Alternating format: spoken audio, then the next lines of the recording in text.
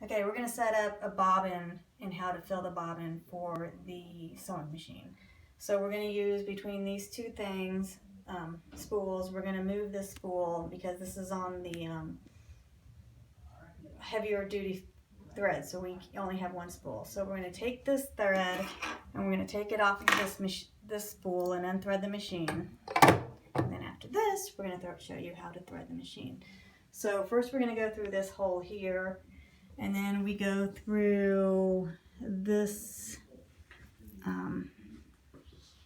hole. We go around the disc, back out that hole, and over here. And we're going to hold that while I do that. Okay, so up here, I need to go back through this hole instead. I don't have my glasses. Okay, so we go there. We go through this hole.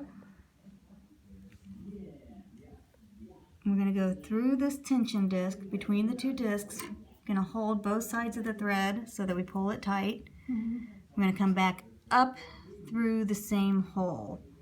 Now what happens if you don't have it in the tension discs properly, it's going to come undone. I'm going to take this one off. We're going to put a new one on. So I like to just go through this hole right here, push it on there. I have extra thread, and then we're going to push it into place. Now before we start sewing this,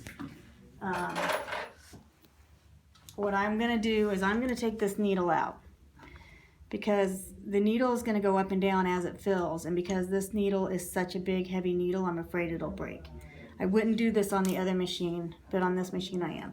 I'm also behind the machine, there is a lever that actually raises the presser foot. It's important to do that because as the machine fills, it rubs the feed dogs against the presser foot, and we don't want that. So back over here, now I've got that ready to go. I'm going to hold this. If I pushed this in, you can increase the speed if you want so you can fill them faster. So I'm going to fill it, and if you notice over here, it's going up and down. It's like the machine is sewing, but there's no thread. So I wait for the thread to go all the way back so it catches this, and then I cut this to 1/4 inch. Then I just let it fill, and it will pop when it's done. Okay. Then what you can do is cut this one. We want to, because this is again the upholstery thread, we want to fill several of them. So I will just keep doing this until I'm done. And then when I get ready to rethread the machine, I'll turn it back on and do another video on that.